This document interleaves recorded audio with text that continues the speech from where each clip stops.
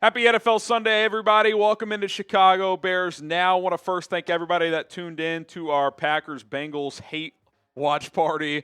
Joe Flacco and the boys battled, but not enough. But we are still here in the studio breaking down the latest Bears and Commanders injury news heading into tomorrow night. Plus, we'll have some reaction to some relevant games from Week 6, as the Bears obviously don't play until tomorrow night. Speaking of tomorrow night, Monday, I almost said Sunday. Monday Night Football. Bears, Commanders, redemption, revenge, the rematch, whatever you want to call it. We're going to be live for it. 6 o'clock Central Time, Bears, Commanders watch party. Be there or be square. We're going to have a hell of a time here on Chicago Bears Now. Okay, the only player for sure out for Chicago is Grady Jarrett, as he is out again with a knee injury. He missed the Raiders game before the bye week, and he is still out, has not practiced. So Ben Johnson said on Saturday he's the type of guy that maybe could play without practicing, but then a few hours later they went ahead and ruled him out. So Grady Jarrett will miss his second straight game with a knee injury. Is it a massive loss? Probably not, but that's a position group that's already been struggling, so you'd like to have everybody out there, but the veteran defensive tackle not going to be available, and you just hope that knee gets right. Aging player, so hopefully he can get right soon and get back on the field and help this football team. Two guys who are questionable. Tight end Colston Loveland dealing with that hip injury he suffered in the Raiders game, or in the Cowboys game, missed the Raiders game. The rookie there. Hopefully he plays. And then Cairo Santos, who was a full participant all week. They're labeling this a thigh injury. So I'm not really sure what the thought is here. I just wonder if he's not 100%, he already has a weaker leg. Is the thought that, well, if he's 90%, is it a better option to go with Jake Moody, who could be elevated off the practice squad? So we'll see what they do there. We'll know about the practice squad potential elevations either later tonight or tomorrow as I check my phone, make sure I haven't missed anything. But he was full, so I kind of expect him to kick, but keep an eye on that as the next 12 hours or so kind of come and go here. Also, two other players listed as questionable. They're full go. They're full participants, but do you activate Austin Booker and Travis Homer? They opened up their 21-day practice windows this week, so they don't have to activate them, and you would think, especially with Homer, like Homer's not going to factor into the offense, so if they don't feel like they need him this week, they probably wouldn't activate him, I would guess, because remember, cool, they're ready to go. You can activate them onto the 53, but then you have to make corresponding roster moves. I would hope Austin Booker plays because you need some pass rush help. We'll talk about some guys that you could cut to make room for one or both of these players if you decide to activate and get them on the 53-man roster. Is Darnell Wright good to go? No injury designation. He was limited Friday, full go Saturday, no designation. Now, I've been told this is a pain tolerance issue. David Kaplan has thrown out there that he tore his UCL. Now, he's not a pitcher. He's not throwing the ball, so they're probably going to wrap it up and just see how much he can deal with the pain. I mean, I would imagine that causes at least some minor limitations, especially at first as he tries to play through it, but I expect him to start. I mean, if he's cleared and he can play, to me, you put Darnell Wright out there. And look, if you put him out there and it's a struggle and he can't use that arm that much, okay, put Ozzie Trapillo in the game.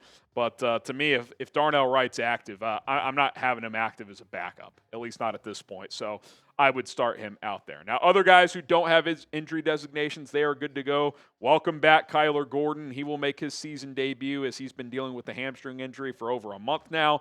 TJ Edwards also is back after aggravating that hamstring in week 2. He will play. Jaquan Brisker, good to go. Did not practice earlier in the week with the quad issue, but he was full the last couple of days at practice. Jonah Jackson also elevated to full go. He is dealing with a minor ribs issue. Then Kyle Monangai, who missed a practice earlier in the week, he's full go as well as he is dealing with a thigh injury. Plenty more to discuss on the injury front for both teams, including Washington. But first, I want to tell you guys about our awesome sponsor, Prize Picks. Check out Prize Picks today as you and I make decisions every day about on Prize Picks being right can get you paid. Don't miss any of the excitement this season on Prize Picks, where it's good to be right. I'm not going to lie. You want to talk about a miracle hit on Prize Picks? Joe Flacco's more or less number for this afternoon was 219.5. He threw for 219. Also, Emeka Egbuka, who was not on pace to get more than 75.5 receiving yards, he gets hurt in the first half, and Prize Picks is so cool. If you suffer an injury with the player in the first half, that doesn't count against you, so this turns into a two-player lineup. Jordan Love, more than 6.5 rushing yards. That hit. Joe Flacco throws for 219 on the nose. So I took the less there, and that hits. $20 to win $60. It was initially $20 to win $120, but Egbuka gets eliminated from that lineup. Pretty awesome. I also have a three-player lineup for Monday night's game. If we want to flash that one real quick, Colin, I got Caleb Williams, more than 21.5 rushing yards. Jaden Daniels, goblin pick to throw for more than half a passing touchdown. I think he throws at least one. And then Rome Odunze, more than 64.5 receiving yards. A lot of benefits with Prize Picks, including that injury insurance if something goes down in the first half. The way it works is simple. You pick 2 to 6 players and choose more or less on their stat projections. If you hit, you win money. It's absolutely awesome. Download the Prize Picks app today. Use our code CLNS to get $50 in lineups after you play your first $5 lineup. That is code CLNS to get $50 in lineups after you play your first $5 lineup. Prize Picks, it's good to be right. Okay, before we get to the Commanders, our roster moves coming because, again, Travis Homer and Austin Booker, they were full participants. So if the Bears want them to play Sunday, they can activate them. But, again, their roster's full right now with 53. So if they put Austin Booker or Travis Homer on the 53, that means they have to cut 2 players. If they put one player on the 53, they got to cut one player or put a player on IR. Grady Jarrett would be the only guy, I guess, possible for that, but I don't think they want to put him on IR and have him miss at least 4 games. I think 5 players come to mind here with these 2 players coming back. DeMarco Jackson and Carl Jones. With TJ Edwards healthy, you probably don't need both these guys on the 53, so whichever guy they like better on special teams, I would guess DeMarco Jackson. You would cut the other one, so maybe Carl Jones, who's been off and on the 53, would be a guy to get cut in favor of Austin Booker. If they activate Travis Homer specifically, would you cut Roschon Johnson? He's not playing on offense. He's only playing on special teams, and if Travis Homer is just better. Now, maybe Richard Hightower values both on special teams and would have enough pull and say to keep both, but could he be an option? Ben Johnson doesn't seem interested in using him at running back for whatever reason. Nick McCloud just is a dark horse because obviously Josh Blackwell is still available, and with Kyler Gordon coming back, do you need 3 nickel prototypes? Even though McCloud's better than Blackwell at nickel, Blackwell is better on special teams. Like, clearly he's a special teams ace. We've seen that in 2 of the last 5 games. Block field goal against the Raiders, the trick play punt return against the Packers going back to Week 18 last year. So he's not going anywhere, but maybe Nick McCloud could get cut. I'll throw Jahdae Walker in there. I don't think they want to do that. You could say Devin Duvernay, but then is Luther Burden ready to be your full-time returner? I don't know. So those are a few players to monitor as they kind of tinker with the roster. One more verbal mention. Tano Passanio for Austin Booker. He's actually been okay, so I would not cut him, but just another name to throw out there. Okay, let's shift to Washington. Terry McLaurin is out. He was ruled out yesterday. So was Noah Brown. So that's 2 of their top 3, 4. I mean, you could debate Noah Brown versus Luke McCaffrey as he's kind of come on this year. For sure, 2 of their top 4 receivers, including their wide receiver 1. And that's advantage Dennis Allen because I was an advocate to shadow Tyreek Stevenson on Terry McLaurin. But with McLaurin out, you can probably just kind of play more straight up and pick and choose your matchups defensively, maybe dial up some more pressure.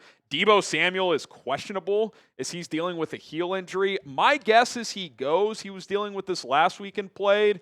If he can give it a go, you would think they would play him, considering McLaurin and Noah Brown are already out of this game. Probably depends how he feels coming out of the pregame warm-up. But if he's out, that's arguably your top 3 receivers, and again, at minimum, 3 of your top 4. Then you're talking about Luke McCaffrey, Jalen Lane. Like, they'll probably elevate someone from the practice squad. I mean, I know the Bears still don't have Jalen Johnson, but I would still take the Bears secondary over that, especially if Deebo Samuel is out. That's a thin wide receiver room for the Commanders if Deebo can't go. So we'll see if that's the case. And let's be honest, too, with how bad the Bears' run defense has been, I mean, don't you just start stacking the box, play man coverage across the board? bring 7 or 8 in the box. I think that's what I would be doing. Zach Ertz really the only major threat to beat you consistently if that's the case. Now, Sam Cosmi, who's been out for several weeks, he's doubtful despite practicing in full all week.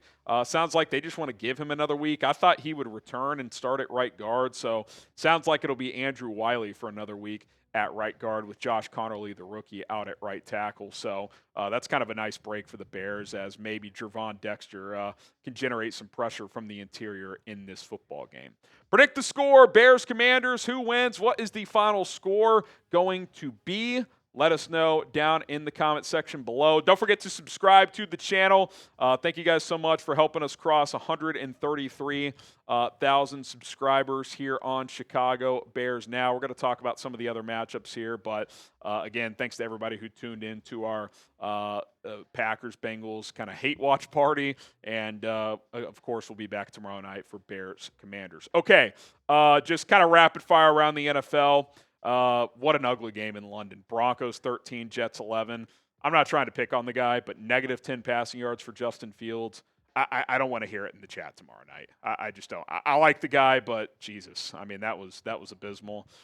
Panthers beat the Cowboys. I actually think that helps the Bears out because big picture, Carolina doesn't worry me in a potential wild card picture, but you already beat Dallas head-to-head. Now they're 2-3-1, so you win tomorrow night. You got a nice kind of little healthy game-and-a-half lead over them.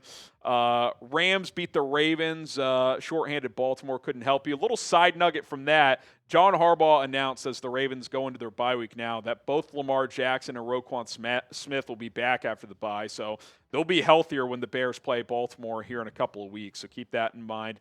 Colts beat the Cardinals. That always helps. Anytime an AFC team beats an NFC team, that's good for the Bears, as Arizona's lost 4 in a row to fall to 2-4. Seattle beats Jacksonville 20-12. They are now 4-2 on the season. Patriots beat the Saints 25-19. I'll say this, though. You got the Saints next week. We're all focused on Washington. You got to turn the page quickly. New Orleans has been competitive. They're 1-5, but in 5 of 6 games, they have been in the game, and the one game they won against New York. That is not a game you can just show up and win. Kellen Moore's got them playing hard. Spencer Rattler's actually been pretty good. So Saints, that's a trap game, especially if you beat Washington this week. So keep that in mind. It'll be a short week as well for Chicago. Chargers beat the Dolphins 29-27. Is Mike McDaniel done? Feels like he could be soon. Steelers beat the Browns 23-9 as the Bears play both of those teams later in the year. Raiders snapped their 4-game losing streak. They beat the Titans 20-10. We sat here and watched Packers-Bengals. Joe Flacco came to life a little bit in the second half, but too little too late. They lose 27-18 to Green Bay. Green Bay now sitting 3-1-1. And then the Bucs beat the 49ers in a battle of 4-1 teams, 30-19. Fred Warner, nasty dislocated ankle injury.